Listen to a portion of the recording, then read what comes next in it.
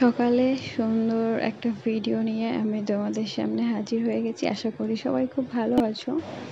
ঘুম থেকে ওঠার পর আমি তো বাইরে গেলাম, ব্রাশ করছিলাম। এদিকে রুমে আসার পর দেখি মা রুমটা সুন্দর করে গুছিয়ে নিয়েছে। বেশিরভাগ মায়ের রুমটা গুছিয়ে নেয়, আমি একটু ঘরটা ঝাড়ু দিয়ে দিই। তো তারপর বাইরে দেখো, বাইরের ভিউটা খুব ভালো লাগছিল। এখানে কতগুলো পাখির আওয়াজ হচ্ছিল, তো ওটা খুব ভালো লাগছিল। তারপর আমি উঠোনে একটু আসি, উঠোনে একটু পাঁচালি করছিলাম। এর মধ্যে কাকি আসে খাওয়ার জন্য ডাকতে। তো আমি বললাম মা কাল রাতে যে ক্ষীরটা বানিয়েছিল আমি আজকে সকালে ওই ক্ষীরটাই খাবো, আর সকালে আমি কিছু মুড়ি চা খাচ্ছি না। তো তারপর কাকি চলে যায়। আর আমি তারপর ওই 11টার দিকে নাস্তা করতে আসি এখানে, মানে আন্টিরা সব, আমরা সবাই মিলে এখানে বসে নাস্তা করছি। নাস্তাতে আজকে মেনু ছিল ঘুগনি রয়েছে, আর সাথে রয়েছে এখানে বাটার নান, সরি নান পুরি করেছিল, আর সাথে মিষ্টি রয়েছে। এই খাওয়া হচ্ছে, সবাই বসেছে। এই যে মাহিরাও এখন আমাদের সদস্যের মধ্যে ও এক্সট্রা অ্যাড হয়েছে।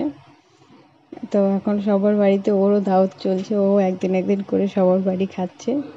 মানে ওই নাস্তার টাইমটা বেশিরভাগ সবারই ইনভাইট থাকে, আর কেউ কেউ বাকি দুপুরে রাতেও খাওয়াচ্ছে এইরকম। তারপর দুপুরে আজকে মেনুতে কাকি বানিয়েছিল বিরিয়ানি। এখানে আমরা সবাই মিলে বসে বিরিয়ানি খেলাম, বিরিয়ানিটা ভালোই হয়েছে। তো সবাই মজা করে বিরিয়ানি, তারপর স্প্রাইট খাওয়া দাওয়া করে তারপর আমি বাড়ি চলে আসি। আর এখানে আয়নের কাণ্ড দেখো, ও নিয়েছে এখানে একটা বেল, আর ওই বেলটাকে ও করেছে ওর খেলার বল, আর ওর হাতে রয়েছে ব্যাট। তো ওর এমনি ওর ক্ষমতা নেই যে বেলটাকে অ্যাজ এ বল হিসেবে ও সেটাকে ব্যাটে করে মারবে, তাই ও চুপচাপ বসে আছে। বেলগুলো আসলে নিয়ে এসেছে আমার ছোট আন্টিদের গাছে অনেক বেল ধরেছিল, তো সেখান থেকেই সবার জন্য ওই তিনটে তিনটে করে মাথা পিছু নিয়ে এসেছে। আর একদিন অলরেডি মা দিয়েছিল একটা ভ্লগে, তো আমি শেয়ার করেছিলাম। আমি আরেকদিন বেলটা খাচ্ছিলাম, আজকে আবার আরেকটা দিচ্ছে। আর একটা মা রেখে দিয়েছে জামাইয়ের জন্য পাঠাবে, মানে আমাদের ওনার জন্য পাঠাবে বলে। তো তাই এখানে আরেকটা ফাটালো, আমরা সবাই মিলে বসে খাচ্ছি। যেমন আব্বা আছে, আন্টি আছে, মা আছে, আমি আছি, তো সবাই খাচ্ছি। তার মধ্যে আয়ানকে আমি একটুখানি দিলাম খাওয়ানোর জন্য, তো ওই একবারই নিল, আর খেলো না। আর বেলটা কাছে পাকা খুব টেস্ট ছিল, সত্যি খুব মিষ্টি ছিল। তো মা ওনার জন্য রেখে দিয়েছে ঠিকই, বাট উনি তো খাবে না, কারণ এর আগে একবার উনি কয়েদ বেল ভেবে না এই বেলগুলো বাজার থেকে নিয়ে এসেছিল।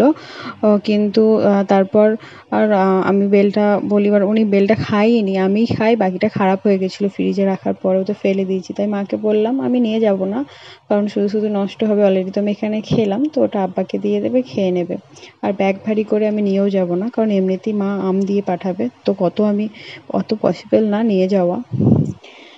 তো এখানে জানালা দিয়ে আমি বাইরের ভিউটা দেখছিলাম, বাইরের ভিউটা ভালো লাগছিল। আর আজকেও বলছিল আম পাড়বে, কারণ আজকে ঝড় বৃষ্টি হওয়ার সম্ভাবনা আছে বিকালের দিকে, তো সেই দিকে আমগুলো সব পড়ে যাবে সেই জন্য।